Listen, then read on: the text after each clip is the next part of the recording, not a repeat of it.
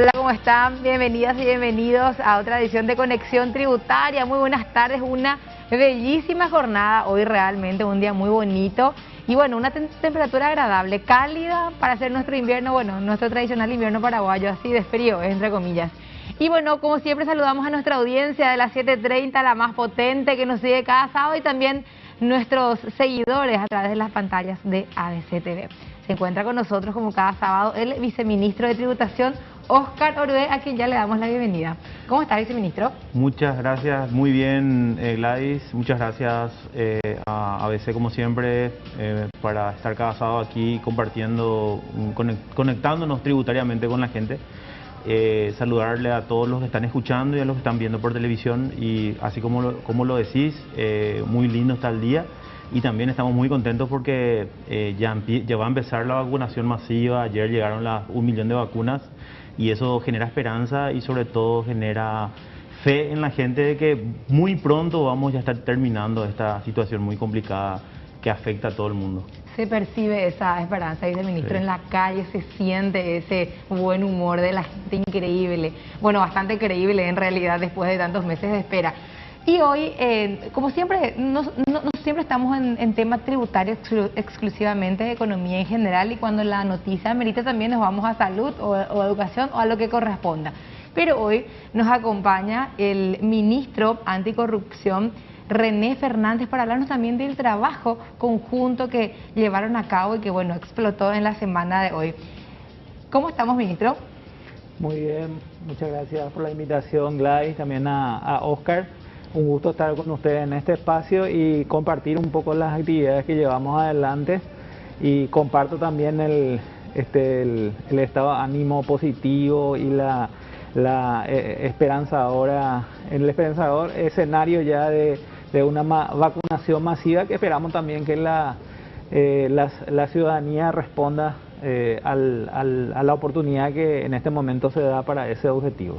Yo quiero contarle a nuestra audiencia, yo respeto muchísimo el trabajo de René Fernández, y si por ahí me sale sin querer un fiscal, discúlpenme, porque muchos años cubriendo economía y temas que llegaron a sus manos, nada, me sale fiscal de repente, así que perdónenme si es que eso pasa. No, pero... no te preocupes, que es algo que hasta ahora, pero finalmente yo lo tomo como algo positivo porque, bueno, forma parte de un rol que uno fue construyendo también.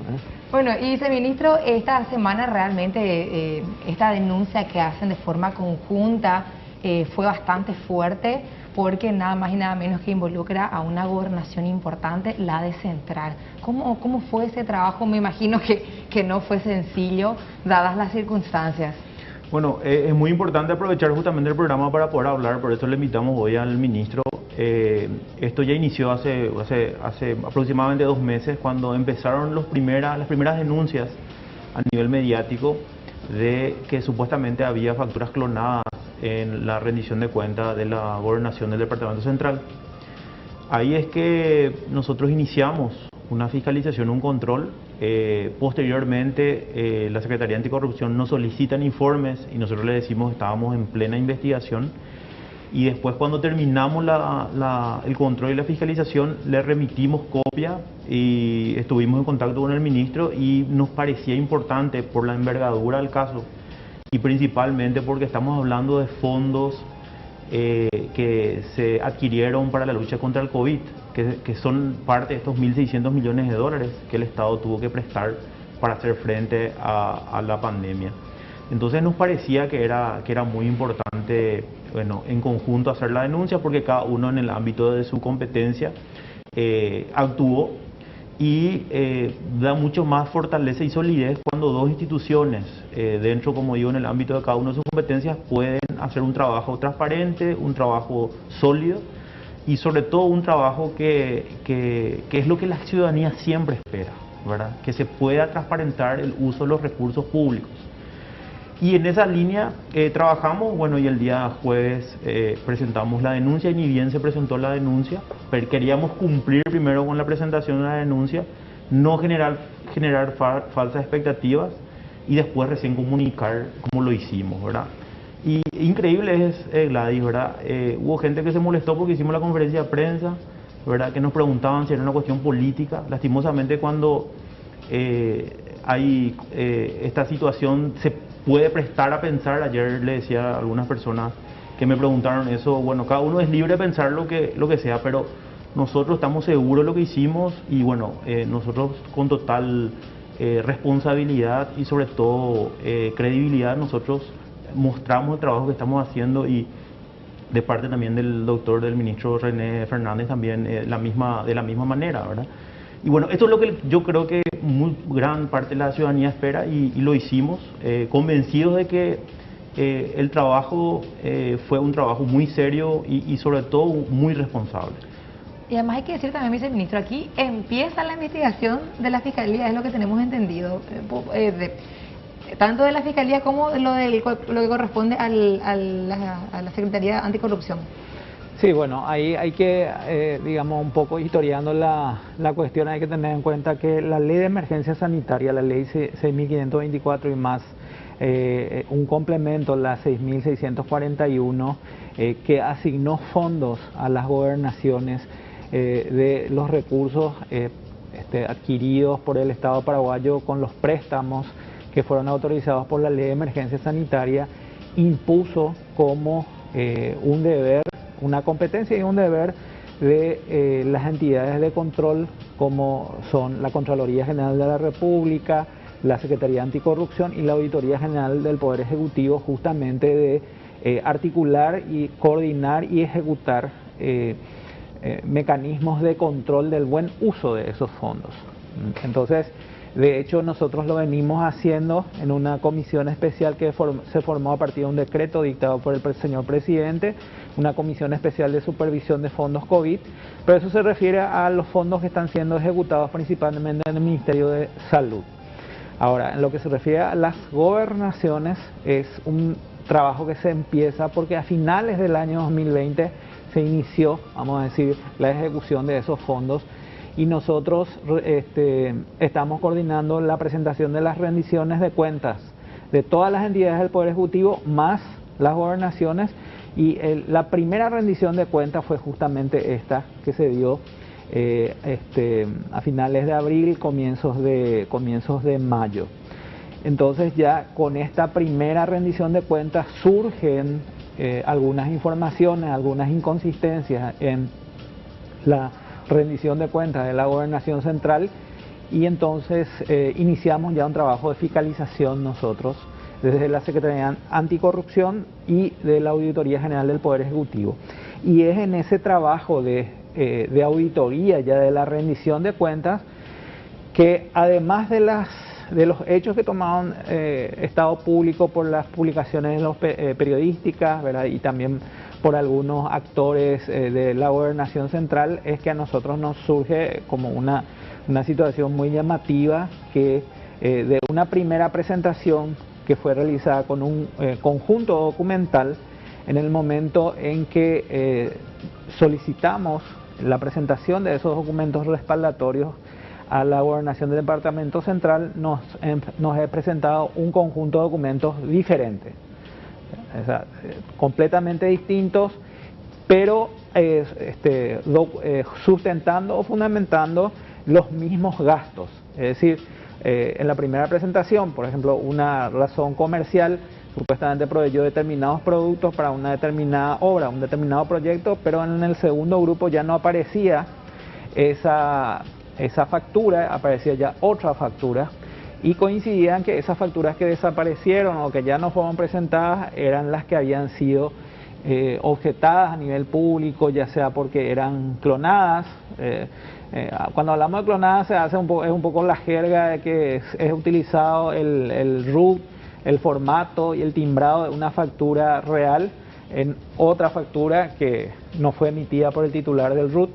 Y otras inconsistencias también nosotros pudimos constatar porque hicimos constituciones en los locales de los supuestos proveedores, ya sea porque en esos locales no existían, no se veían, no eran observables locales comerciales, o si podían ser observados locales comerciales no tenían la envergadura o la especialidad indicada en las facturas. Entonces, bueno, esa es un poco la situación que se genera, ese es el hallazgo que nosotros hacemos y en coordinación con el ministro Orué, íbamos compartiendo un poco de esas informaciones y llegamos en un momento dado en donde consideramos que era necesario y oportuno formular una denuncia ya, independientemente a los trabajos de auditoría que estamos llevando adelante, que todavía puede, en el espacio del tiempo todavía puede durar un poco de tiempo porque hay obras, hay que hacer algunas constataciones físicas, etcétera, se tienen que pedir informes. Nos pareció necesario la formulación de una denuncia y sobre todo por el hecho de que nos preocupa que hayan sido modificadas las facturas, que haya sido alterada la rendición de cuentas. Siempre existe la posibilidad de que esos documentos ya desaparezcan o no se sepa quién fue o no haya una persona que se haga responsable por la presentación de esos documentos, que son documentos apócrifos.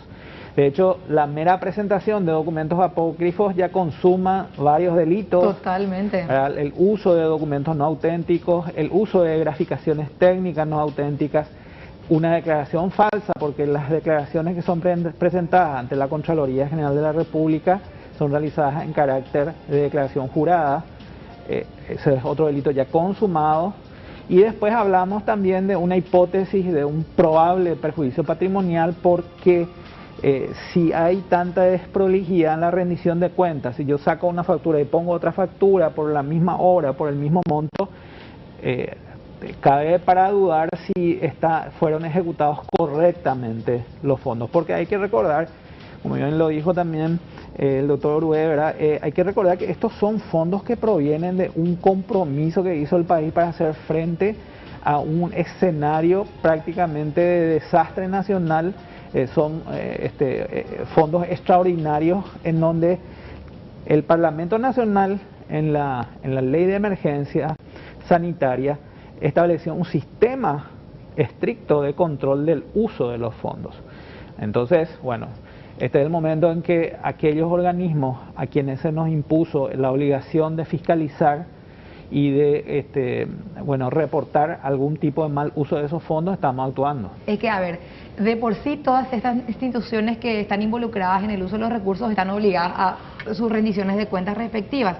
Solo que ahora, como son fondos excepcionales también, esas rendiciones excepcionales y los controles también adecuados. Y no es para menos, estamos hablando de en realidad son más de 1.600 millones de dólares con otros fondos que también ya se disponían y que se sumaron para hacer frente o tratar de hacer frente a esta catástrofe realmente sanitaria, económica mundial del COVID-19. Entonces, para irnos un poquitito además de estas consideraciones, viceministro, y que nuestra audiencia pueda tener en mente los números.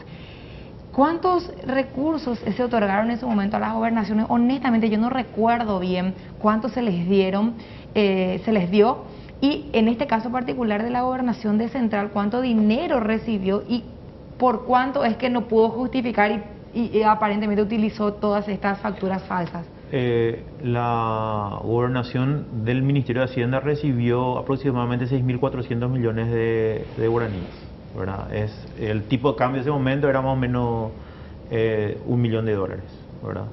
De eso, una parte le transfiere a la ONG que se llama Centro Integral de Apoyo Profesional, CIAP, que serían un poco más de 5.100 millones de guaraníes, y otros 1.200 millones más o menos le transfiere al centro de salud. No es el centro de salud, es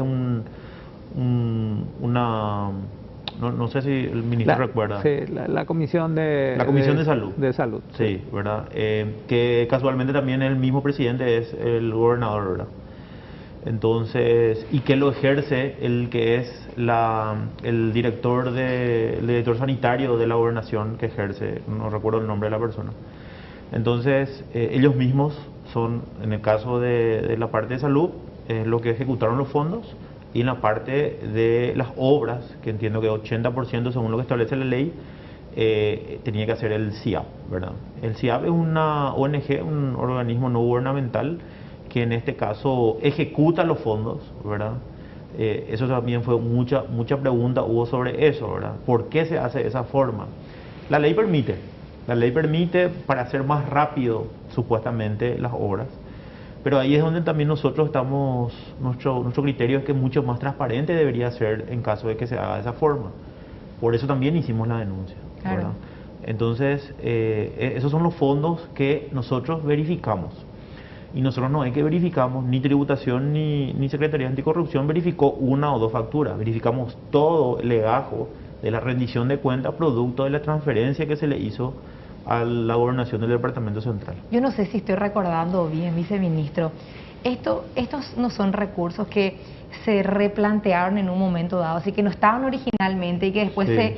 se readecuó y dijeron vamos a dar a diferentes instituciones recursos Fondos. y uno de ellos era $1 millón a cada gobernación. Sí, la ley C6.641 es la que determinó el otorgamiento de $1 millón a cada gobernación, ¿verdad? No solamente a la gobernación del Departamento Central. Cuando yo en ese momento leí eso, dije, me tomé así en la cabeza y dije, oh no, porque ya tenemos luego las malas experiencias de las municipalidades y gobernaciones que nos rinden cuenta en tiempo y forma, que realmente, a diferencia de otras instituciones que dependen del Poder Ejecutivo, digamos, y que dependen de la Ley 2051, son mucho más desprolijas, por decirlo menos. Entonces es muy difícil seguirle el control de cómo usan esos recursos. Y más en esta época en que de verdad es urgente tener dinero y yo entiendo que se quiere gastar rápidamente, pero gastar rápidamente no significa sin eficiencia, no significa con corrupción eventualmente, ¿verdad? No, lógicamente, esa es la línea y esa es la forma en la cual nosotros con mucho más ahínco hicimos el control, ¿verdad? Si bien la Subsecretaría de Estado de Tributación no es un órgano de control per se, en este caso colaboró con la Secretaría Anticorrupción para poder, en este caso, encontrar las inconsistencias y sobre todo clarificar la utilización de facturas de contenido falso, en este caso facturas clonadas como le estamos diciendo, ¿verdad? Eso llamó mucho la atención. De hecho, dentro de la función de la administración tributaria está justamente la lucha contra la evasión de impuestos y la utilización de facturas de esta naturaleza. Por eso es que también intervenimos en este caso y colaboramos con la Secretaría. Y también estamos a disposición de todos los órganos de control, sea Contraloría, sea Auditoría General del Poder Ejecutivo, sea Fiscalía propiamente, ¿verdad? Ese jueves a la tarde justamente estuve en comunicación con el fiscal y le dije que estaba a disposición todo el equipo ahí de la Administración Tributaria, de tal manera poder colaborar, ¿verdad? Y sobre todo clarificar, porque al final, como paraguayos, lo que siempre exigimos es que se pueda transparentar el uso de los recursos del Estado. ¿Cuántas veces acá en Conexión Tributaria, viceministro, no hablamos de hipotéticos casos que se puedan presentar y los mecanismos de control que existen justamente para prever esto de las evasiones, de esquemas de evasión, algunas denuncias concretas de que se vieron, de casos concretos también? Y esto es mucho más grave porque es nada menos y nada más que una gobernación muy grande que es la de Central. Y también nos preguntamos, si la gobernación de Central se anima a algo así, ¿cómo estarían las otras gobernaciones? Sobre esto vamos a hablar a la vuelta de la pausa. Ministro, seguramente le podemos pedir que se quede un bloque más con nosotros. Sí, sin problema, la orden. No le prometemos la merienda porque viste que estamos a fin de mes, no, ni siquiera es fin de mes, pero bueno, no, es la crisis económica, entonces no hay merienda, pero agua le vamos a traer aunque Se sea está preparando para esta noche ver el partido de la Copa, la final. Cierto. Livianito nomás hasta la noche. Sí. Pausa, enseguida regresamos con más de Conexión Tributaria.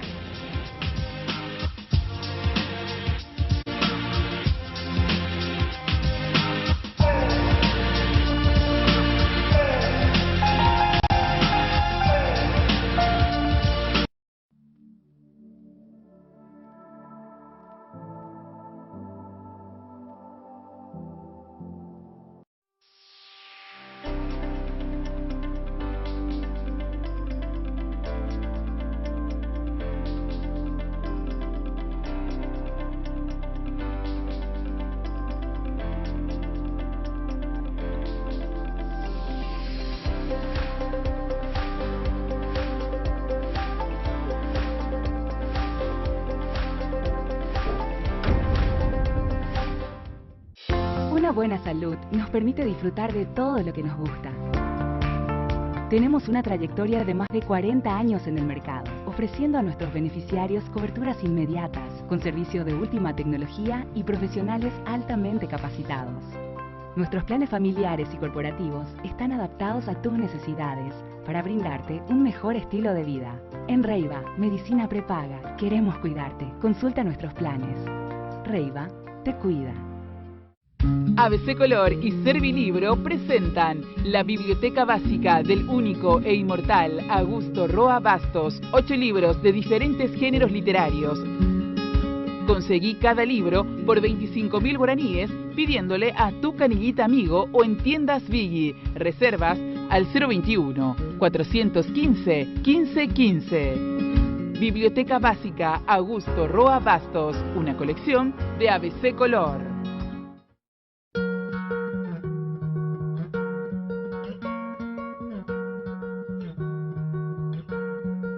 No se queda en su cama, se le notan las ganas, y aunque no ha amanecido muy tempranito va a trabajar. Es un noble guerrero, un halcón montañero, que sube ligero y en las montañas suele reinar. Yo le doy las gracias.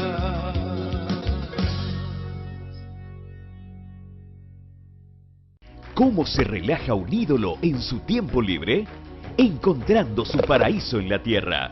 Un lugar donde se respira aire puro, donde se disfruta el horizonte y la compañía de sus estrellas. Porque un hombre viaja por el mundo en busca del paraíso y vuelve a casa para encontrarlo. Nos vemos en Ecovita. Ecovita, un paraíso natural.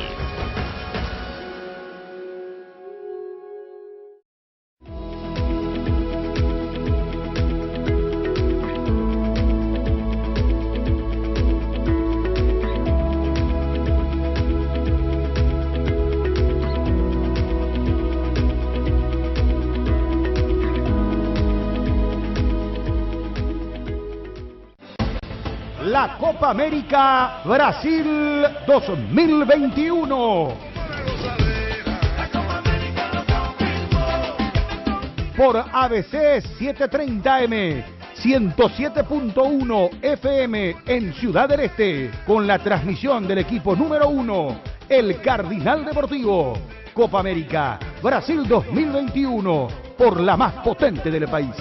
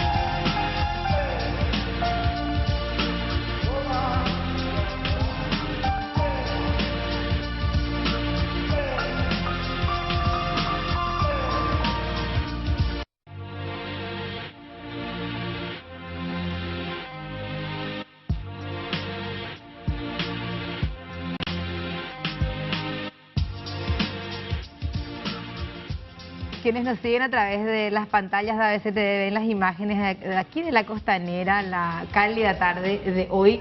Y bueno, les recuerdo, nos acompaña además del viceministro de Tributación, Óscar Orué, que está con nosotros cada sábado, también hoy el ministro de Anticorrupción, René Fernández, hablando de este caso denunciado que involucra a la gobernación de Central y que tiene que ver con facturas aparentemente apócrifas que, bueno, se utilizaron para tratar de justificar gastos que son de fondos que se recibieron en el marco de la pandemia. Este tipo de casos, ¿es la primera vez que reciben algo así tan grave en estos términos, ministro? Sí, bueno, en ese sentido hay que señalar que en lo que corresponde a la competencia de la Secretaría Anticorrupción, nosotros ordinariamente no tenemos a cargo nuestro el control de las gobernaciones, pero en este caso sí, por la ley de emergencia ingresó dentro de nuestra competencia. Y este es el primer caso que tenemos de gobernaciones vinculados al tema del uso de fondos COVID. De hecho que ya a finales de abril, ante la situación de que algunas gobernaciones no habían presentado sus rendiciones de cuentas tanto ante la Comisión Bicameral del Parlamento como a la Contraloría General de la República. Iniciamos algunas actividades de control en forma conjunta con la Contraloría General de la República, porque bueno, la ley de emergencia sanitaria establece una obligación de rendición de cuentas bimestral a todas las entidades públicas que reciben fondos provenientes de los préstamos. Y en ese rango de sujetos obligados ingresaron las gobernaciones a partir de los primeros meses, es decir, de enero principalmente del año 2021, porque a finales del año 2020 es que el Ministerio de Hacienda empezó a hacer las primeras transferencias.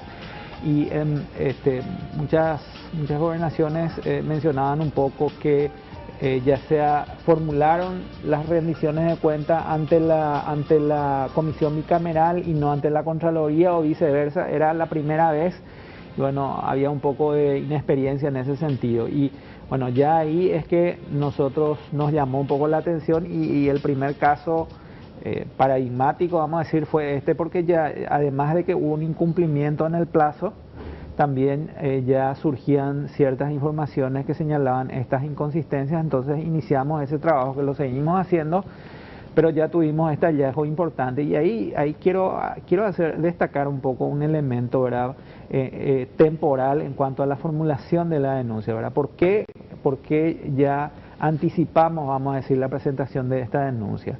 Porque aquí hay un elemento temporal importante que debe ser atendido en cuanto a ciertas actuaciones que escapan ya las competencias que tenemos desde la Secretaría Anticorrupción, desde la SEP, es decir... pero que sí tiene la Fiscalía. Que tiene la Fiscalía, que tiene la competencia para solicitar autorizaciones judiciales para allanamientos, secuestros de documentos, sobre todo en este caso estamos hablando de personas jurídicas del ámbito privado. Nosotros podemos solicitar ciertos documentos o constituirnos en una sede pública, pero no en una privada.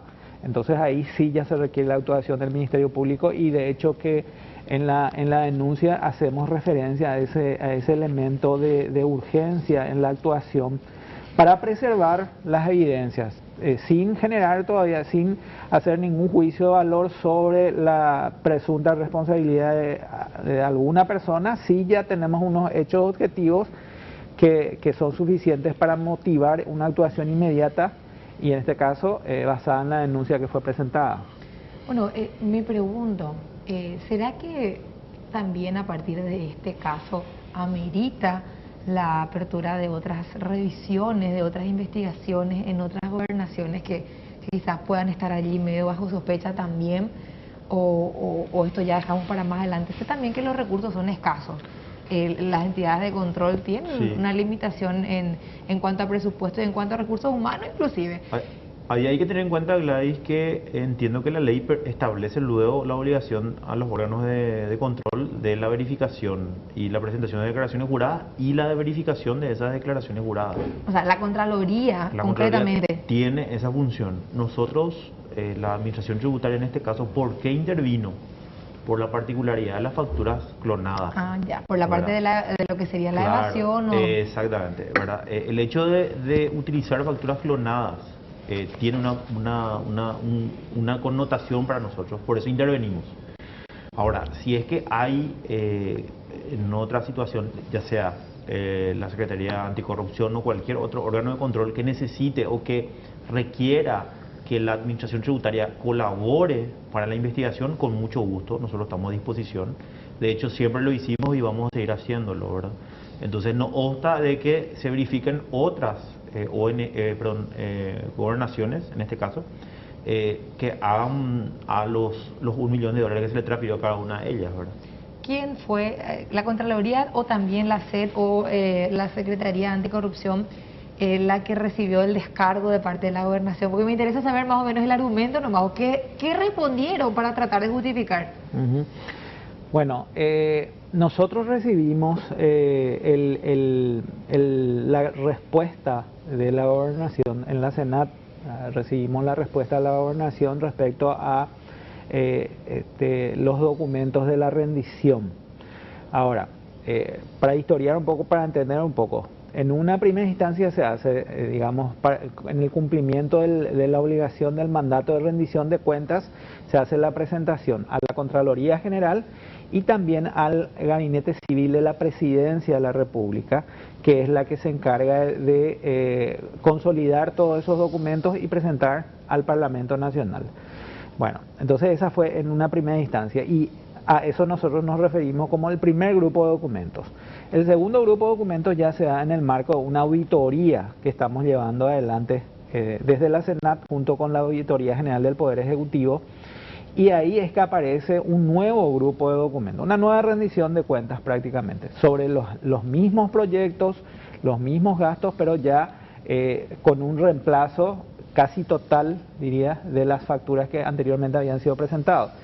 Ahí no hubo ninguna explicación, por eso también expresamos eso en la denuncia, que ese segundo grupo es presentado sin ningún fundamento, sin ninguna explicación, digamos que al menos nos diga, bueno, fue un error, lo anterior correspondía a otros gastos, a otros fondos, y este es el que corresponde.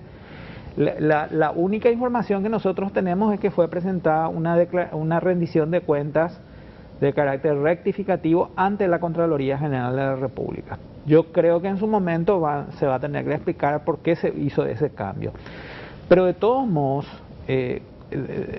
digamos, el hecho de haber presentado una declaración con estos documentos inconsistentes en carácter de declaración jurada, haciendo referencia al uso en proyectos que estaban financiados con estos fondos COVID, eso ya es una situación que quedó plasmada en la primera presentación. Y ahí es que tenemos que explicar, tenemos que encontrar una explicación, y una de ellas es la comisión de un hecho punible, o de varios hechos punibles, ¿verdad? De por qué se dio esa duplicidad documental.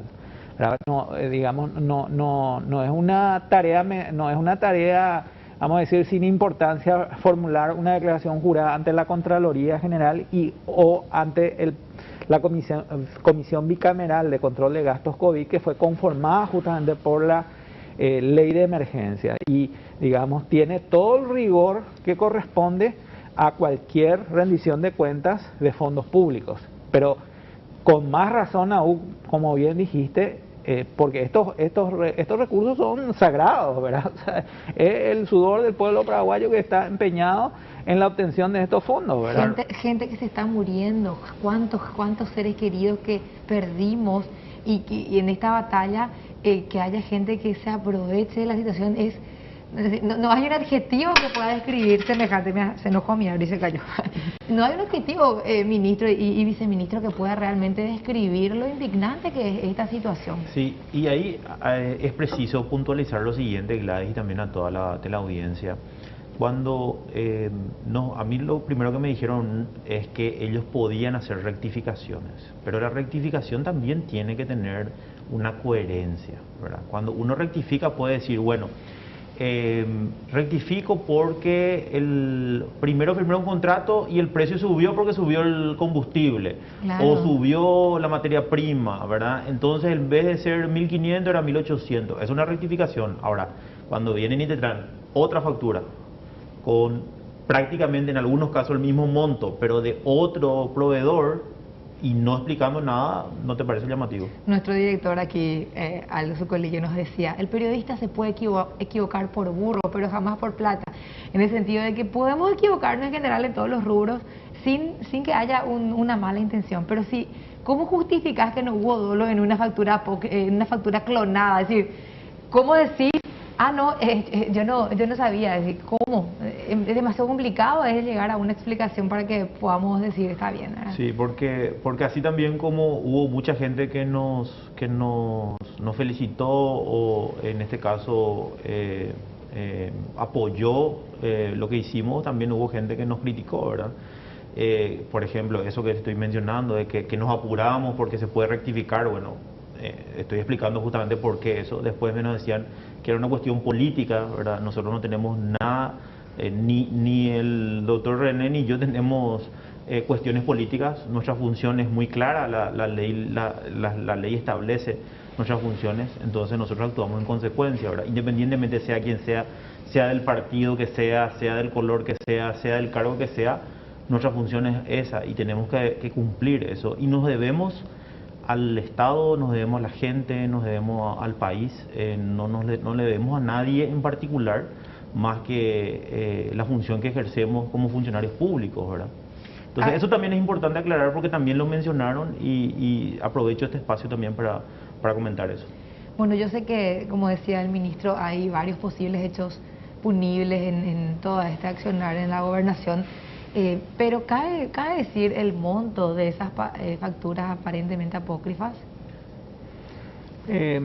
Bueno, ahí hay que entender un poquitito que hay un grupo de facturas que aparentemente son apócrifas porque fueron clonadas o porque no corresponden a los titulares del RUT, pero hay un conjunto también de facturas que son inconsistentes por otras razones, como por ejemplo que no existe coincidencia entre el servicio prestado y la actividad declarada por el contribuyente, o la actividad declarada por el contribuyente digamos el movimiento comercial del contribuyente no coincide con el supuesto producto o servicio prestado.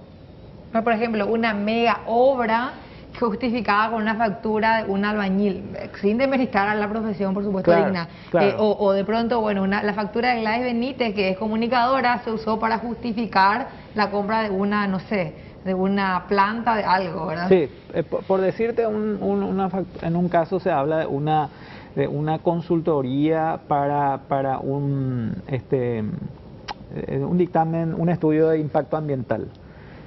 Que era una suma varias veces millonaria y aparentemente la factura de quien proveyó supuestamente ese servicio más bien corresponde a otras actividades comerciales.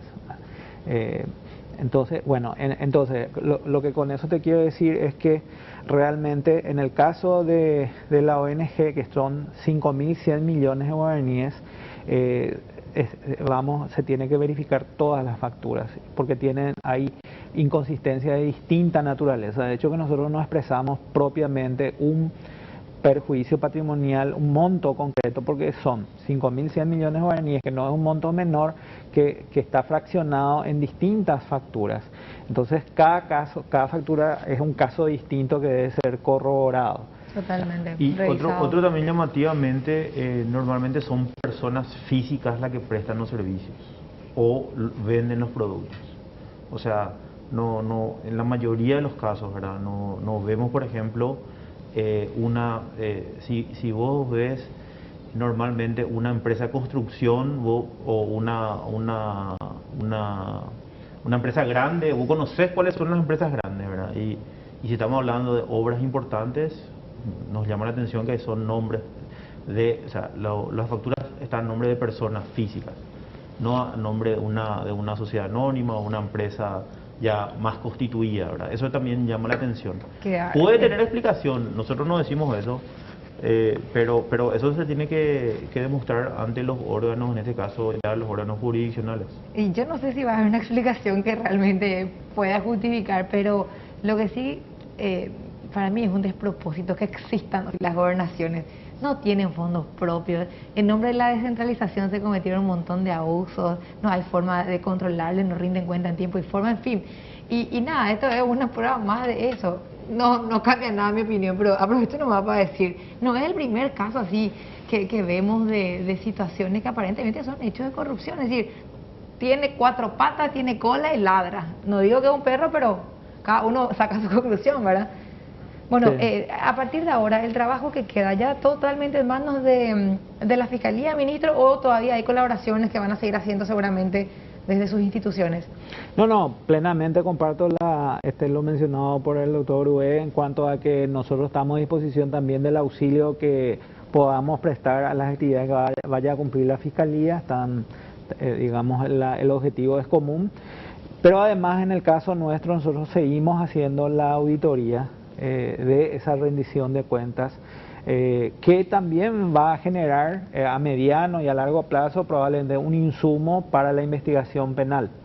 Así es que esos dos frentes de trabajo son los que tenemos en este momento sobre este tema. Y eso que yo el año pasado te hinchaba con tema de Pitubó, Ñangareto, pues también la Secretaría de la SENAC hizo investigaciones en su momento sobre cómo se usaron los recursos en otros planes, en otros proyectos. Y se hicieron también denuncias ante la Fiscalía.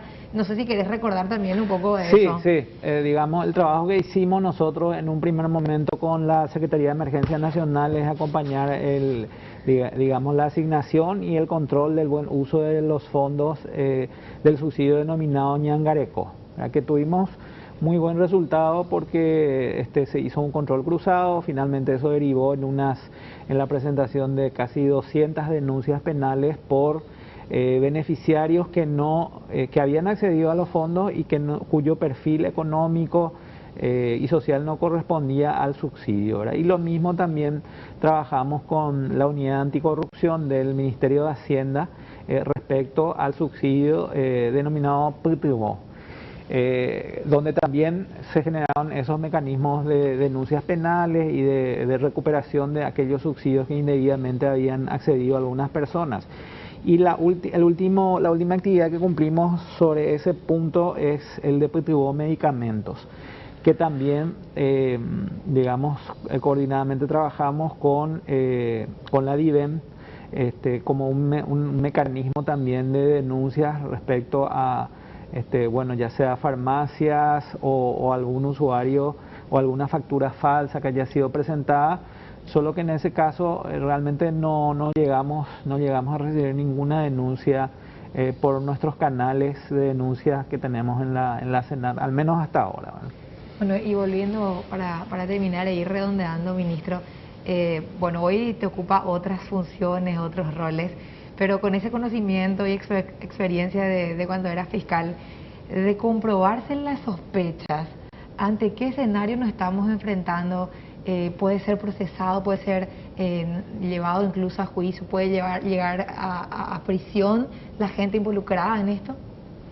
Sí, los tipos legales que hacemos referencia, que siempre es un análisis preliminar, siempre está sujeto a la valoración que haga el Ministerio Público, tienen penas privativas de libertad en promedio de 5 años, en casos más graves se puede llegar hasta 10 años, ahí hay reglas de concurso que se aplican en el momento de la medición de la pena, pero esos son los marcos legales aproximadamente.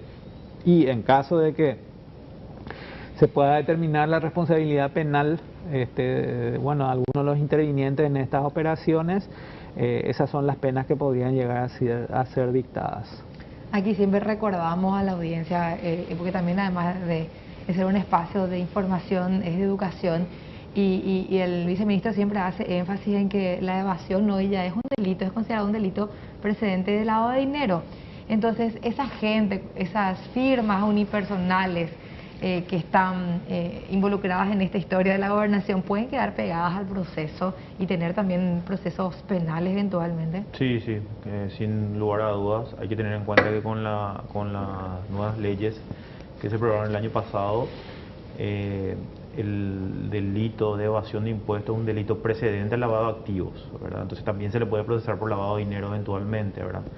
Pero no solamente en lo que nos encontramos, también la denuncia menciona la producción de documentos no auténticos, estamos hablando de lesión de confianza propiamente, y también estábamos hablando de la obstrucción a la persecución penal, ¿verdad? Porque en el momento que se cambia la factura, es como que se trató de, y esto es una presunción, ¿verdad?, de blanquear la situación, ¿verdad? Entonces cuando se descubrió, entonces trajeron otras facturas que sí ya eran válidas, pero la particularidad de esas facturas ya nuevas eran que tenían fechas posteriores a la denuncia, ¿verdad? Entonces, por eso hicimos la denuncia justamente al Ministerio Público, porque nos parece muy llamativo y sobre todo que cuando, en el caso de tributación que hicimos, nosotros le pedimos, le entrevistamos a todas las personas que denunciaron, que decían yo nunca le vendí nada a la ONG o a la gobernación. Bueno, después le pedimos el informe a la ONG y la ONG nos presentó totalmente diferente de lo que presentó ante la Contraloría. Y lo volvimos a solicitar a la Contraloría la remisión de la rendición de cuentas, donde sí seguía figurando esas primeras facturas. Qué buenos insumos para... Entonces ¿qué es lo que...? O sea, no nos apuramos porque hicimos todo el proceso. Totalmente. ¿Verdad? Le entrevistamos a todos los actores, digo, que son los que denunciaron, y a los que después se les ofrecieron las facturas, los que entregaron facturas, le convocamos también, sí, le vendimos a esa ONG. Pero las fechas eran posteriores a lo que se denunció. Entonces, ¿eso qué demuestra eso? Que se trató de, entre comillas, blanquear. Claro. Yo quiero decir nomás que para ser delincuente tenés que ser inteligente. No es así nomás que siempre en las investigaciones periodísticas nos recomiendan que hay que seguir la ruta del dinero para llegar a los casos más importantes. Y es así, uno sigue la ruta del dinero para ver si es que hubo o no algún tipo de hecho raro que denunciar. Bueno, esto es comentario particular.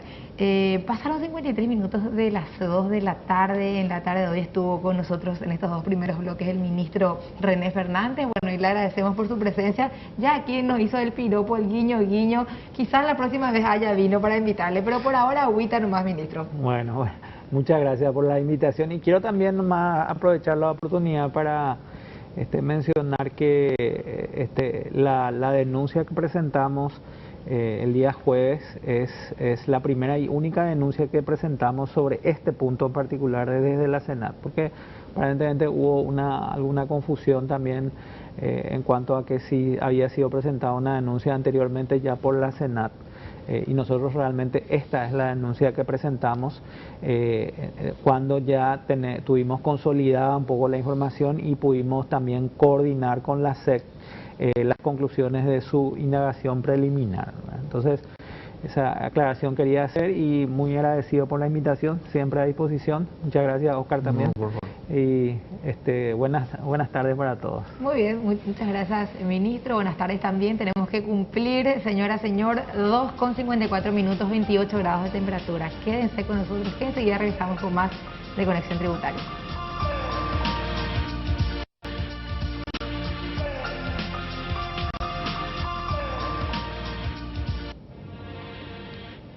Estamos haciendo como cada sábado Conexión Tributaria. Nos acompaña en los dos primeros bloques el ministro anticorrupción René Fernández y ahora ya le damos la bienvenida a Juan Olmedo, el director de grandes contribuyentes de la SED.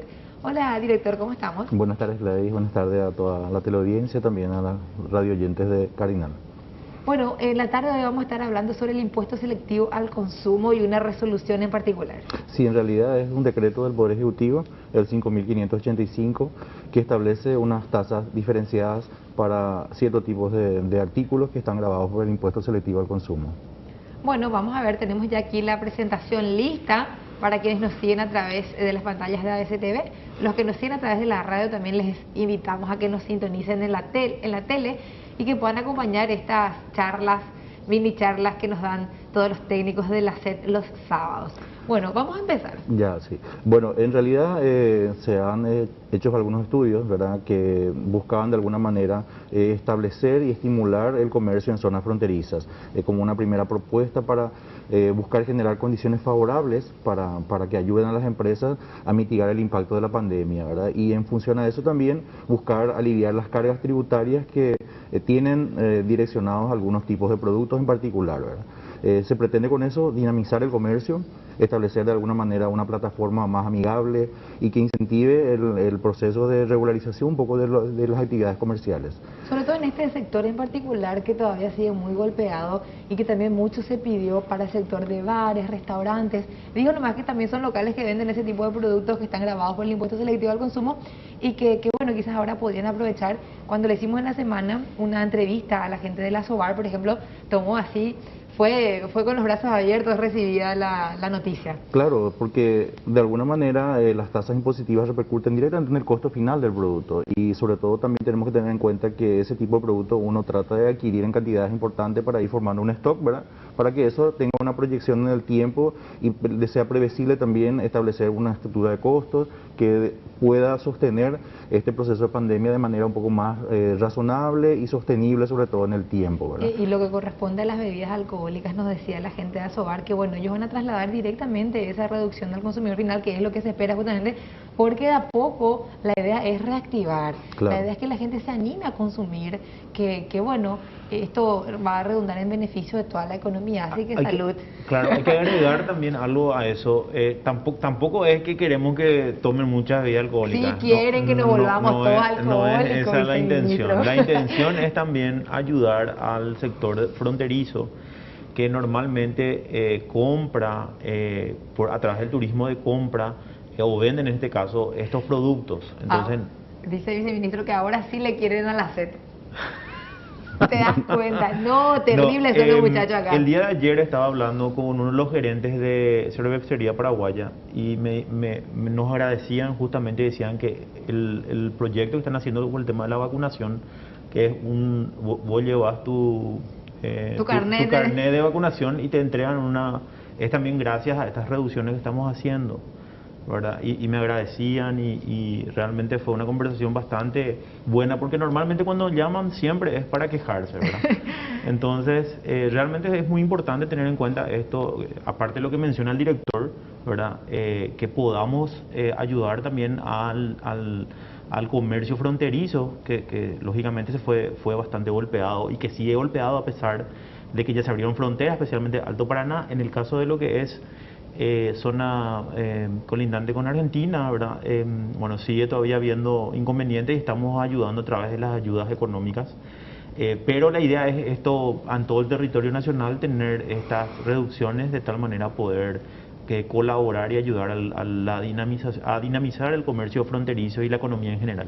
Bueno, director, ¿a qué productos afecta la reducción del impuesto selectivo al consumo? Bueno, recordar a la audiencia cuáles son justamente esos rubros que son afectados por este impuesto en particular. Claro, cerrando un poco la idea que mencionó el viceministro, tenemos que considerar también el momento, ¿verdad? Sí. De alguna manera las empresas que se dedican a este rubro, en esta época del año empiezan a previsionar las compras que están orientadas a satisfacer la demanda que se podría tener a fin de año.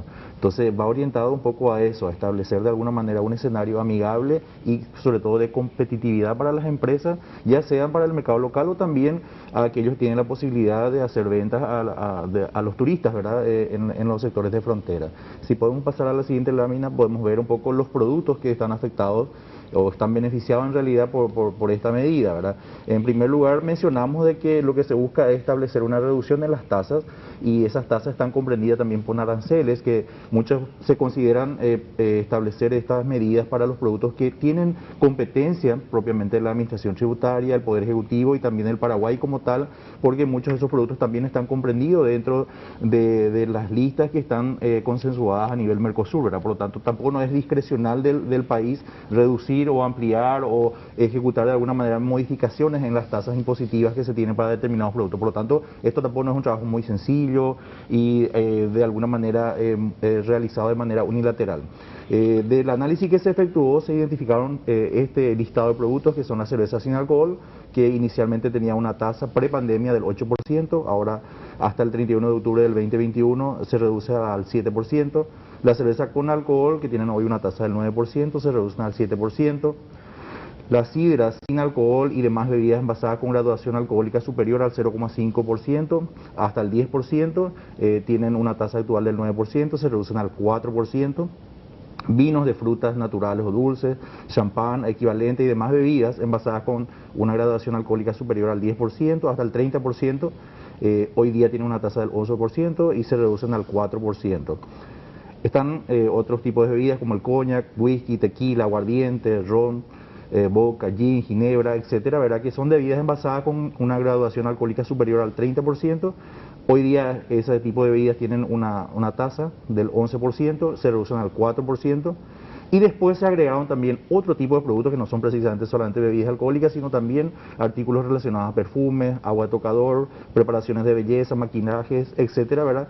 Que hoy día tienen una tasa prepandemia del 5% y se reducen al 2%. O sea, acá, en conclusión, viendo este cuadro, en conclusión hay que tomar vino y whisky, porque son los dos productos que más están en el grupo de los productos que más reducción tuvo, de 11 a 4%, es muchísimo. Así mismo. De 11 a 4%. Sí. Y como te mencioné inicialmente, el análisis que se hizo sobre todas estas bebidas está orientado también de alguna manera a la demanda, a la expectativa de demanda que tienen estos productos. Y la expectativa de demanda de estos productos se da también para el mercado exterior, ¿verdad? Entonces lo que pretendemos con esto es que los importadores tengan la capacidad de acumular un stock importante de estos productos y que con eso ellos puedan sostener de alguna manera la expectativa de demanda que se pueda tener a fin de año y que les permita tener un precio competitivo llegado a ese momento, ¿verdad? También hay que comentar algo de lo que dice el director. Una realidad, estábamos teniendo muchos ingresos de vinos a través del contrabando y era muy difícil competir, especialmente con Argentina por la situación en la que está.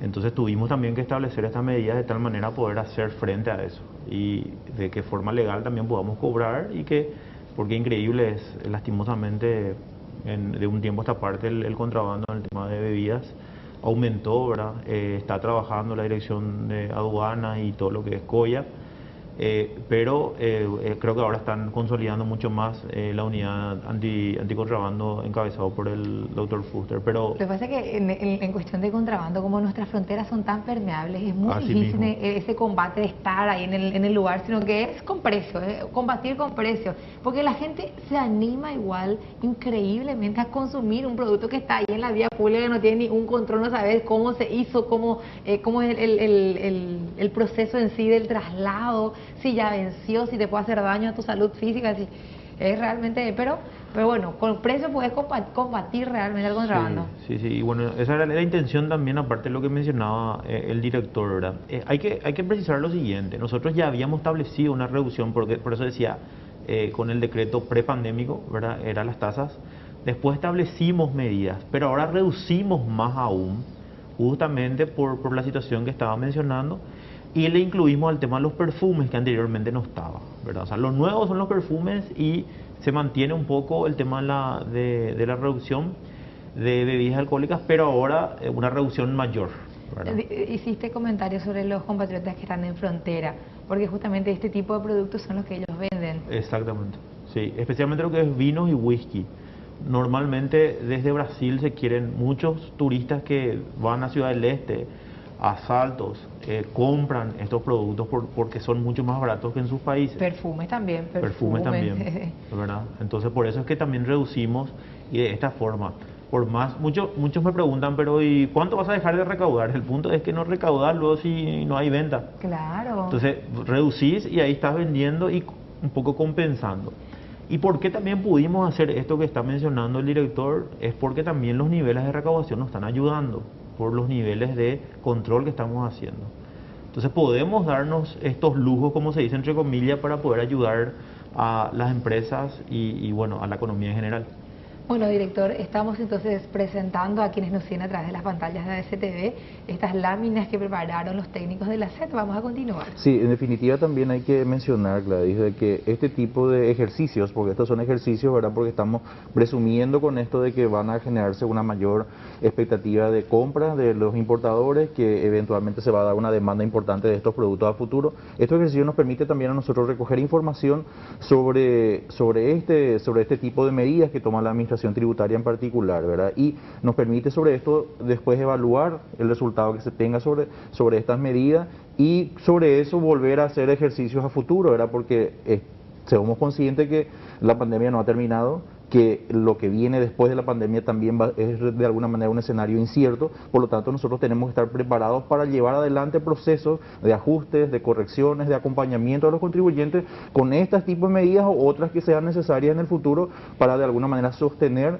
el proceso productivo y el proceso comercial de las empresas, lo que generalmente eso resulta en la liquidación de los impuestos, que es el interés nuestro en particular, ¿verdad? Por lo tanto, para nosotros es importante ir tomando este tipo de medidas porque evaluaremos al 31 de octubre cómo va este ejercicio, si realmente resulta conforme a los lineamientos que nosotros creíamos en este momento del análisis, y si no resulta, bueno, tomaremos medidas sobre eso y haremos de alguna manera otros ejercicios que nos permitan acompañar el proceso que están desarrollando las empresas de sostener de alguna manera sus actividades comerciales y por ende también llevar adelante el proceso de liquidación de los impuestos, ¿verdad? Bueno, vamos a avanzar entonces en nuestra presentación. Sí, no, con esto está, ¿verdad? Básicamente lo que podríamos es sostener eso, ¿verdad? De que el ejercicio va a ir en función a que estas medidas son parciales. O sea, son parciales. Lo que significa que cuando llegue a fin de mes, a fin de octubre, o quizás en ese mes ya van a estar viendo si extienden aún más, porque hubo varias medidas que fueron tomando desde la administración tributaria con respecto a la reducción. En otros casos era de la base imponible, sí. En este caso es directamente de la del tasa. impuesto, sí. Sí, en este caso sí, de la tasa. Acá hay que tener en cuenta también que no sabemos todavía cómo va a mantenerse la situación epidemiológica. Está bajando la curva, hay más vacunas, eso nos da un horizonte mucho más positivo, ¿verdad? Tenemos que analizar si es que esto cómo va a avanzar. Todo va a depender de lo que establece el Ministerio de Salud, ¿verdad? Y también de lo que haga Argentina en ese caso, ¿verdad? Porque las ciudades fronterizas con Argentina siguen con problemas. Hoy le escuché al doctor Sequera que dijo que a lo mejor para Navidad ya pasamos Navidad sin tapabocas, ¿verdad? Y eso es muy alentador, ¿verdad? Y eso también va a ayudar a la economía, ¿verdad? Entonces... podemos ya ilusionarnos, ¿verdad? Y la gente está ilusionada, ¿verdad? Porque ¿viste? El año pasado, a medida que transcurrían los meses de la pandemia, nos ilusionábamos, pero después cada vez nos dábamos cuenta que la luz al final del túnel no se veía o estaba demasiado lejos, y que nos ilusionamos en vano. Al final terminábamos frustrándonos, pero ahora sí, con la llegada de las vacunas, realmente sí tenemos la posibilidad de la inmunización a partir de ahí, de la normalización de nuestras actividades. Ojalá que... El problema que se viene después, Gladys, es un problema, no sé si es un problema, pero sí, solo están inscritas un poco más de 2 millones de personas. Y en realidad lo que tenemos es vacunar a 4.500.000 personas, 4.800.000 personas aproximadamente, que es las personas de mayores de edad, ¿verdad? ¿Cómo vamos a exigirle que se vacunen las que no quieren vacunarse? Ese va a ser el problema a partir de ahora.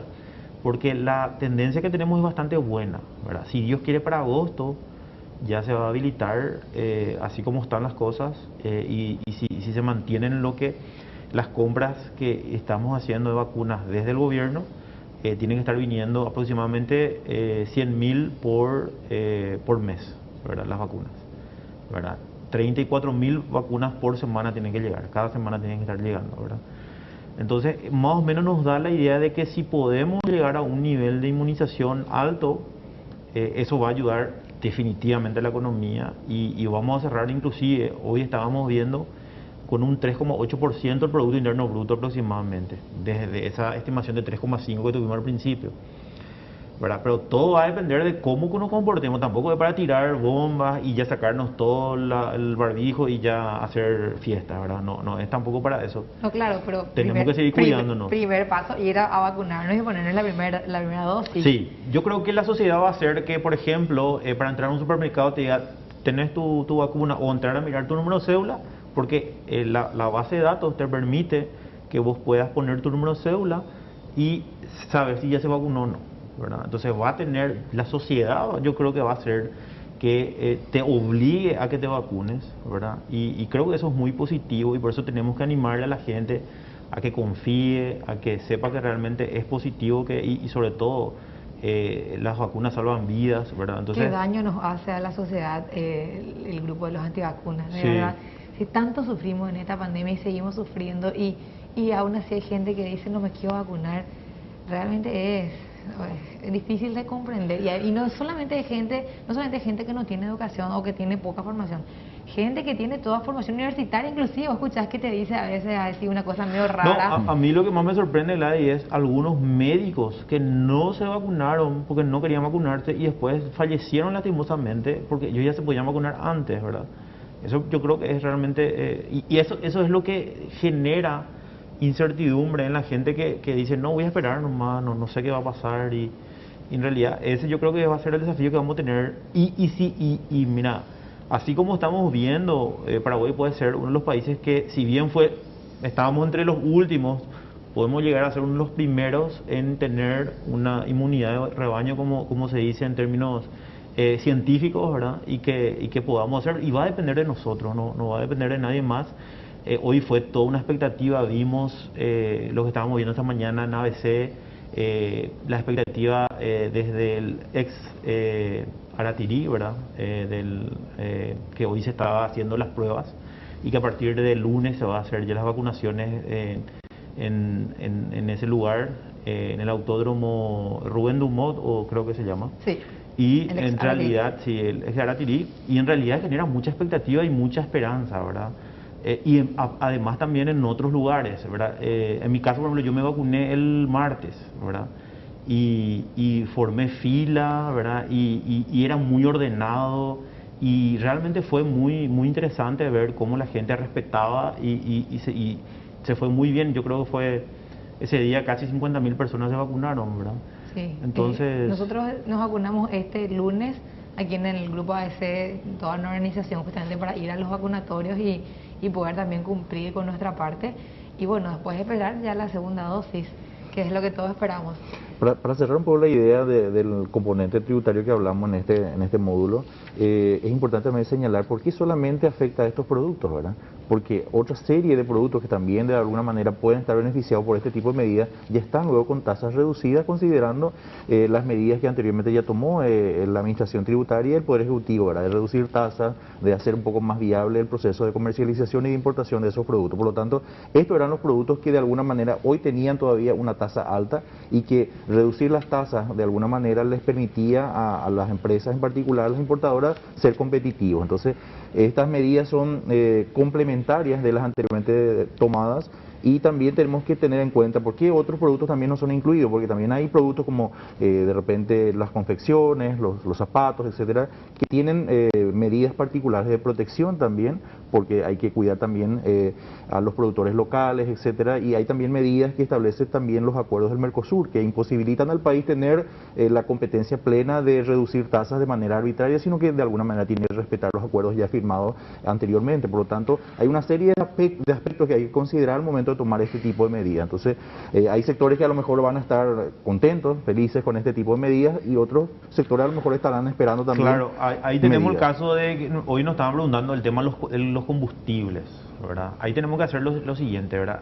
Tiene una tendencia que tiene que ver con el precio del crudo de los barriles a nivel mundial. Y esa es la variable por el cual está aumentando y ya 3 veces ya se aumentó este año el precio del combustible. No es una cuestión tributaria, no es que porque subió impuestos es que se trasladó, ¿verdad? Eso en principio, ¿verdad? Y segundo, aclarar que no es que se calcula directamente sobre el precio que uno compra, ¿verdad? Ayer visto un diputado que publicó, ya no quise salir a hacer más aclaraciones porque genera mucha... En redes sociales. Mucha roncha.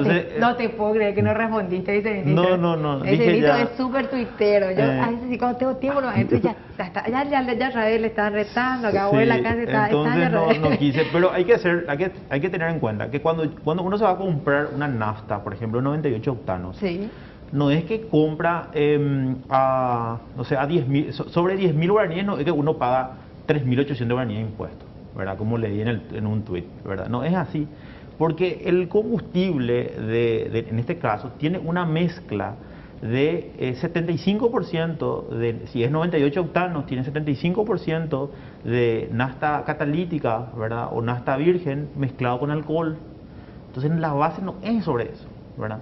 Mientras el octanaje es menor, tiene más alcohol el combustible. Entonces no se paga el impuesto sobre el valor total, se paga sobre el 50% o sobre el 70%. El componente real de ese producto. Exactamente. Entonces son desconocimientos de la gente que opinan sin conocer realmente. De la gente que tiene Twitter y mucho tiempo. No, y en particular también si llevamos eso al factor productivo, ¿verdad? El diésel también tiene un tratamiento diferenciado, ¿verdad? Porque el diésel es que de alguna manera el combustible que más se utiliza en los procesos de producción, sí, y el diésel tiene una liquidación basada en un precio referencial, no en el precio final de venta al consumidor, ¿verdad? Claro. Por lo tanto, tampoco eso tiene una incidencia tributaria en este momento, la suba o no del precio final.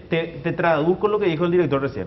Lo que dijo es, no importa que suba el precio, el impuesto que se paga va a seguir siendo fijo porque se paga sobre una base imponible fija en el diésel. En la nafta sí hay un pequeño aumento, ¿verdad? Pero no es así como se estaba vendiendo y culpándole al impuesto de este aumento que tiene que ver totalmente con una variable a nivel internacional. Totalmente. Bueno, pasaron 23 minutos de las 3 de la tarde. Director, muchísimas gracias por tu presencia en la tarde de hoy. Estábamos hablando un poquitito sobre el impuesto selectivo al consumo y la reducción de tasas en productos específicos. ¿Podemos redondear y concluir, apoya la reactivación económica?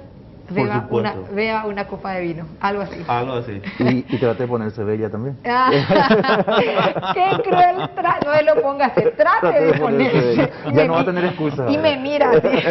Bueno, muchísimas gracias, director. Estábamos con el director de grandes contribuyentes de la Subsecretaría de Estado de Tributación, Juan Olmedo.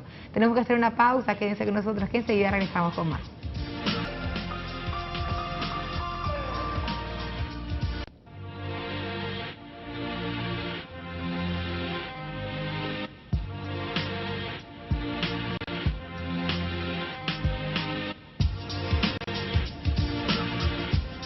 Estamos de regreso en Conexión Tributaria. Ya le saludamos a nuestro invitado de este bloque, Javier Estigarribia, de la Coordinación de Oficinas Regionales de la SED. ¿Cómo estás, Javier? Bienvenido. Muchas gracias, Gladys. ¿Cómo estás? Muy buenas tardes, señor viceministro. Buenas tardes, audiencia. Bueno, vamos a hablar sobre las operaciones de recaudación que se llevaron a cabo durante la pandemia. Ajá, así es, Gladys. En realidad vamos a compartir un poquitito, ¿verdad? Vamos a estar viendo las operativas recaudatorias que hicimos durante el tiempo de pandemia. Es decir, en pocas palabras, las estrategias de recaudación y cómo estuvimos viendo, cómo poder seguir recaudando en tiempo de pandemia, porque obviamente... Qué enorme desafío. Totalmente, ¿verdad? No, porque... nadie lo... A ver, voy a replantear mi... A ver, es difícil que alguien con todo gusto y feliz se vaya y pague su impuesto, ¿verdad? Porque es impuesto. Pero bueno, la gente cumple porque es su deber. Ahora, en una época de crisis como esta, que no es cualquier crisis, que es una de las más grandes realmente en los últimos 100 años, bueno, ¿cómo hacer para que la gente pueda contribuir? Es así como decís, Gladys. Recaudar en sí es nomás luego una tarea difícil porque implica ir a golpear la puerta y pedir plata, ¿verdad? En pocas palabras, cosa que no es fácil para nosotros como misión y tampoco muchas veces al contribuyente le es muy agradable, pero es nuestra función, es nuestro trabajo y es obligación así también de nuestros contribuyentes, ¿verdad? Pero para empezar a conversar de esto me gustaría poner un poquitito en contexto, ¿verdad? De cómo arrancamos antes de la pandemia. Tenemos que recordar que en septiembre del 2019 entra en vigencia una reforma tributaria y que teníamos que implementarla en el 2020. Ok, obviamente no sabíamos con lo que nos íbamos a encontrar. Nosotros teníamos un doble desafío ya. Teníamos pandemia por un lado, reforma tributaria que implementar por otro lado. Si bien nosotros sabíamos que esta reforma tributaria nos iba a llevar a una mejor equidad tributaria y que era bueno para el contribuyente, que es bueno para el contribuyente y que iba a ser algo más equitativo, eso todavía no sabía el contribuyente, ¿verdad? Entonces fue un desafío aún mayor para nosotros porque teníamos que mostrar lo bueno de nuestra reforma, convencerle a nuestros contribuyentes y más enfrentar la pandemia y recaudar en todo ese contexto. O sea, aparte de la pandemia también era el tema de nuestra reforma, ¿verdad? Pero uno va tomando decisiones, o sea, la Administración Tributaria tomó muchas decisiones administrativas, muchas decisiones y fue viendo estrategias para que el contribuyente vaya aceptando la situación de pandemia y también nuestra reforma. Pero uno puede tomar decisiones y a veces se equivoca, ¿verdad? Una vez, solamente con los números al fin y al cabo, vemos si es que esas decisiones fueron correctas o no. Y bueno, entonces, si vemos ahí la lámina, vemos la primera lámina, por favor. Ok. Estos son nuestros números. En la primera parte tenemos cerrado a diciembre del 2020 y vemos que sí avanzamos hacia la equidad tributaria. ¿Por qué? Porque entendemos y vimos con nuestros números que nuestros impuestos directos estaban porcentualmente contribuyendo más que antes. Es decir, sí fue eficiente los planes, todo el trabajo previo durante el 2019, más todas las estrategias que hicimos para que nuestros contribuyentes entiendan y acepten que era lo que estábamos pretendiendo y asuman que en realidad es algo más equilibrado, algo más conveniente para ellos, pudimos reflejar en números. Es decir, cuando tuvimos este primer corte dijimos, sí estamos yendo por buen camino, sí estamos tomando correctas decisiones, porque así como te dije, uno puede tomar decisiones, pero con la buena intención, pero a veces no acertamos en donde queremos. A ver, vemos entonces, para comentarle a la gente que nos sigue a través de la radio también, Javier, y poder describirle. En el año 2020, de enero a diciembre, la contribución del IVA, estamos hablando del 52%, ¿sí? La carga principal. Luego, el impuesto de los dividendos o a los dividendos y utilidades, 6,2%. El impuesto a la renta empresarial, 23,1%. El impuesto a la renta personal, 1,9%. Y algunos impuestos que ya después no se ven, como el IRAGRO, el IRASIS, 2% y 9,3% respectivamente. Y algo que engloban en otros, que no sé qué, otros, 2%. Y el impuesto selectivo al consumo, 3,5%. Cierto. Aquí lo que rescatamos, Gladys, es que comparando este corte que estamos teniendo a diciembre del 2020 y lo que tenemos ahora de enero a junio del 2021, vemos la tendencia de cómo nuestros impuestos directos van aumentando porcentualmente, como así se predijo o se quiso o era la intención, ¿verdad?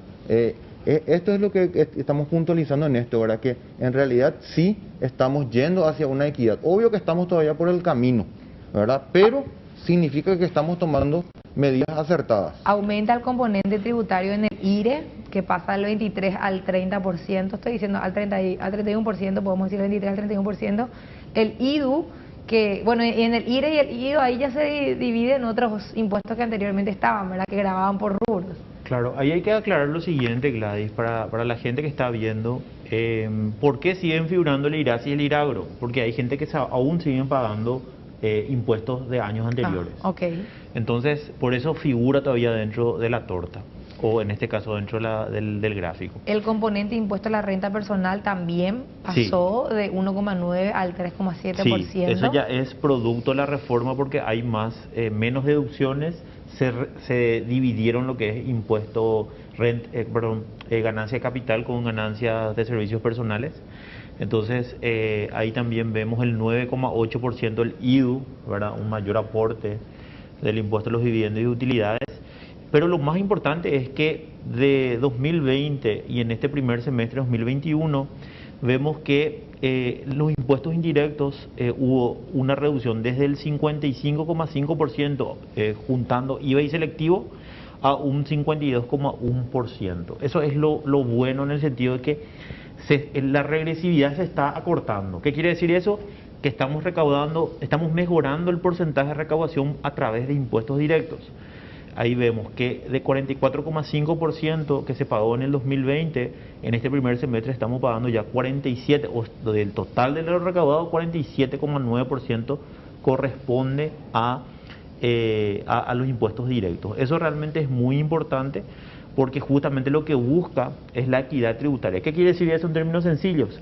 Que aquel que tiene más pague más, y el que esté registrado ante la administración tributaria pague el impuesto. Eso es lo más importante destacar, y bueno, con eso también se demuestra ese error de que supuestamente el 80% es impuestos indirectos y 20% corresponde a impuestos directos. Y con eso también se demuestra que justo es que el que gana más pague también lo que corresponde. Me refiero a la gente que entra en el rango del impuesto a la renta personal, que es un porcentaje pequeño dentro de nuestra población económicamente activa, y que tiene que tener un mayor aporte, porque fíjense, el IVA paga todo, pagamos todos. Paga la señora que vende chipa, paga el señor que vende remedios yuyos, gente de nivel económico muy bajo, paga IVA cuando compra sus productos en el supermercado. Entonces es justo que esa gente que tiene menores ingresos sea la que principalmente esté solventando todo nuestro presupuesto. Es decir, o es más justo que la gente que tiene el privilegio, porque hay que decir, es un privilegio, que gane por encima de cierto nivel, contribuye a lo que corresponde. Claro, esa es la idea, esa es la lógica por la cual se hizo la ley 6.380, Y en ese sentido hay que aclarar justamente que lo que busca el IRE, el IDU, ¿verdad? El IRP, es que aquel que tiene más, que gane más, aporte en base a su capacidad. Y por último hay que también tener en cuenta de que esto sigue aplicándose y sigue desarrollándose. Este 2022 vamos a estar viendo ya el 100% de la implementación de la reforma tributaria, porque hay impuestos que este año recién implementamos, ¿verdad? Como el caso del IVA a los servicios digitales, del impuesto a la renta de los no residentes, y también el caso, ahí justamente en otros está, por ejemplo, el tema del impuesto a la renta de los no residentes, ¿verdad? Y otros impuestos que ya son muy pequeños y que ya su nivel de recaudación ya es bastante bajo. Pero sí, esto nos está demostrando que estamos caminando hacia esa equidad que buscamos desde el principio con la reforma tributaria. Y con esto también sacamos un poco y aclaramos a la gente que piensa de que tenemos que subir impuestos en este momento. Y en este momento yo creo que es algo que nosotros discutimos cuando inició todo esto de la pandemia con el presidente, con el ministro de Hacienda, con todo el equipo económico. ¿Qué íbamos a hacer? ¿Verdad? Porque muchos decían, no vamos a implementar la reforma ahora, no querían que se implemente la reforma, ¿verdad? Entonces nosotros apostamos por la implementación de la reforma en plena pandemia, ¿verdad? Pero no más otros impuestos. O sea, dejemos esto que está porque ya se aprobó y está vigente a partir del 1 de enero de 2020. No retrocedamos en lo que decidimos, pero tampoco queremos nuevos impuestos, ¿verdad? Claro. Esa era la lógica y eso es lo que nos mantuvimos desde el principio. Por eso que nosotros hoy, en la Administración Tributaria, rechazamos cualquier creación de impuestos nuevos o tasas extraordinarias. Esta última que se estuvo discutiendo en el Congreso. En la audiencia pública me criticaron muchísimo por mi postura, pero mi postura está basada en números, está basada en un criterio objetivo y está basada en una decisión política también, ¿verdad? Bueno, pero también esas críticas tienen un sustento político, porque el proyecto es muy... A ver, populista, 100% populista, no es ni siquiera que podemos decir que es socialista. Sí. Okay, no, y el populismo se puede dar desde derecha o se puede dar desde izquierda. Así mismo. ¿Verdad? No tiene, el populismo no tiene una línea política única, ¿verdad? Así es que se puede dar esa particularidad y bueno, creo que era importante aclarar eso. Sí, podemos pasar al siguiente. Ahí está. Bueno, esta es nuestra recaudación con corte a julio, ¿verdad? Podemos observar ahí nuestra recaudación a julio 2019. Junio 2019, junio 2020 y junio 2021. En realidad, esto me pone a mí, bueno, a nosotros, ¿verdad? Como organización tributaria nos pone muy contentos, ¿verdad? De poder observar esto, porque como base estamos tomando el año 2019, que es un año sin pandemia, ¿sí? Y podemos ver que ahora podemos decir que tenemos un recupero en nuestra recaudación, incluso por encima de lo que nosotros mismos estábamos esperando. Es decir que en realidad esta recaudación, ¿verdad?, tiene su porqué y cómo se gestó, ¿verdad? Pero muy al interno nuestro, ¿verdad?, existieron un montón de decisiones que asumió la Subsecretaría de Estado de Tributación, muchas cuestiones políticas, decisiones operativas, también los mismos funcionarios se ayornaron, porque todo esto, vamos a decir, el aumento de la recaudación, nosotros entendemos que se dio porque prestamos mejores y más servicios a nuestros contribuyentes. Bueno, y aquí en el 2019 hay que recordar, no fue tampoco un buen año, es cierto, no es comparable con una pandemia, sin duda, pero tampoco fue un año de crecimiento económico, al contrario, estuvimos ahí nomás también en torno al cero. Y hubo sequía, hubo inundaciones. 2019 no fue un buen año económico, pero nada de comparable con los coletazos de la pandemia, en lo económico sobre todo. Entonces por eso es que estos 7,8 billones de guaraníes de recaudación en el primer semestre es algo demasiado positivo.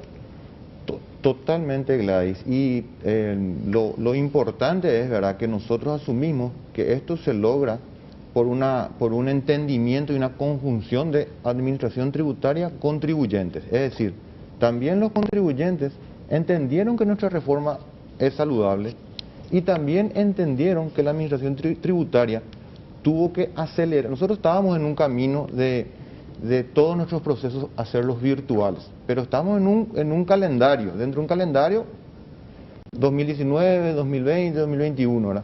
Pero viene la pandemia y eso hizo un efecto de acelerar todas nuestras cuestiones. Y bueno, nosotros operativamente tuvimos que acelerar todas nuestras cuestiones para poder pasar todo a virtual. Así también nuestra gente, nuestros compañeros, nuestros funcionarios tuvieron que acelerar los aprendizajes, porque todo esto lleva un aprendizaje. Nadie estaba preparado para lo que nos ocurrió. Claro, imagínate, de dar talleres así cara a cara, comenzar a dar un taller a la computadora, así, hablarle a la cámara, no es fácil. Totalmente, totalmente. Y bueno, y nuestra gente entendió eso, y también los contribuyentes. Y bueno, hoy día decimos nosotros que vemos el efecto de ese esfuerzo de aprendizaje y de ese esfuerzo de buscar dar un servicio bueno y directo, pero virtual. Hoy día todos los servicios de la SED son totalmente virtuales. Todos los servicios de la SED vos lo puedes obtener a través de tu clave de acceso. Bueno, Javier, te pido que vayamos hasta aquí porque necesitamos ir a la pausa. A la vuelta vamos a seguir viendo esta presentación que nos trajo justamente uno de los técnicos de la SED que nos acompaña en la tarde de hoy para mostrarnos las estrategias que usó la SED para comprar. Tomen nota, señores vendedores, y para ver cómo cobrarle a sus clientes. No es a lo Carolina, creo que se llama esa chica de esta casa comercial, no voy a decir el nombre, pero no, aquí hubo estrategias concretas y mucho trabajo técnico sobre todo. Bien, a la vuelta de la pausa, la parte final de Conexión Tributaria en la tarde de hoy.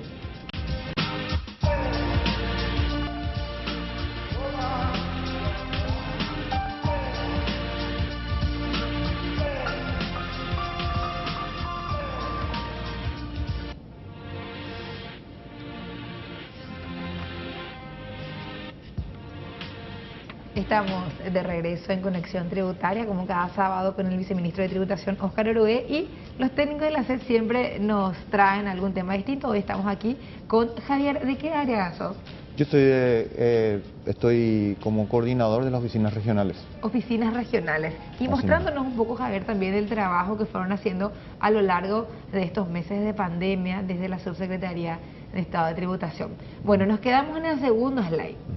Bueno, como te estaba comentando, Lai, nosotros atribuimos, ¿verdad?, este repunte de nuestra recaudación a los buenos servicios y decisiones tomadas correctamente y a tiempo, ¿verdad? Y en ese sentido, ¿verdad?, si podemos ir a la siguiente lámina, te quiero mostrar, esto es algunos de los servicios que nosotros estamos prestando en la Subsecretaría de Estado de Tributación.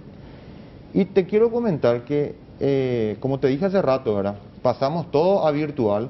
Estos fueron servicios prestados todo en forma virtual, pero tiene un pequeño detalle. Esto implica casi un 68% más de servicios prestados que comparado con años anteriores, sabiendo que todo esto ahora es un doble esfuerzo, vamos a decir, ¿verdad?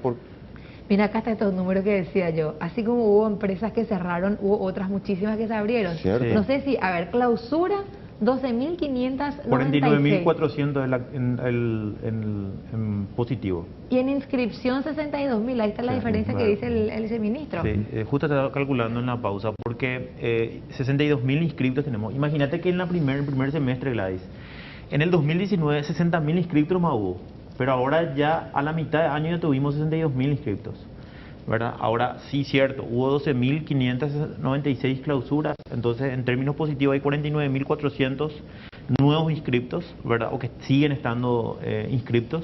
Entonces realmente es muy importante ese número. Bueno, y aquí podemos ver en términos generales, así como lo dice Javier, todos los servicios desde enero a junio que se han prestado y la cantidad que se han prestado, ¿verdad? Es muy importante, ¿verdad?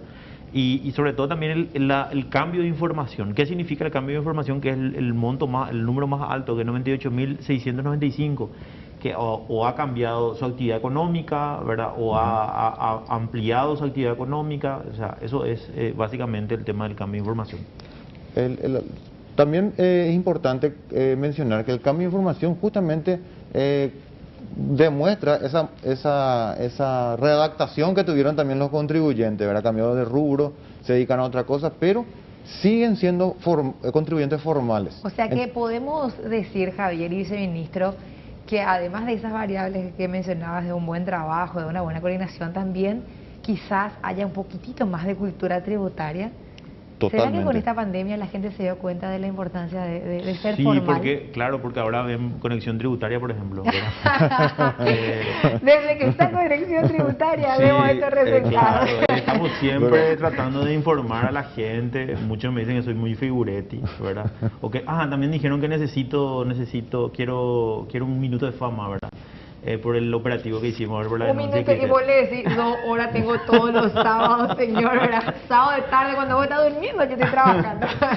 Bueno, a ver, Javier, Sí, tenemos 2 minutitos para redondear los que te faltan. Perfecto, bueno, entonces me gustaría ir rápidamente a la siguiente, ¿verdad? Y vamos a... Bueno, esa es una cartera morosa que nos dejó la pandemia, ¿verdad? Como todos estuvimos comentando cosas buenas, bueno, hay algo también, ¿verdad? Esto fue nuestro corte a principios de este año. Me gustaría ir ya a la siguiente entonces, ¿verdad? Porque quiero mostrar la siguiente, vamos a la siguiente ya, por favor. Esa parte no lo muestra tanto.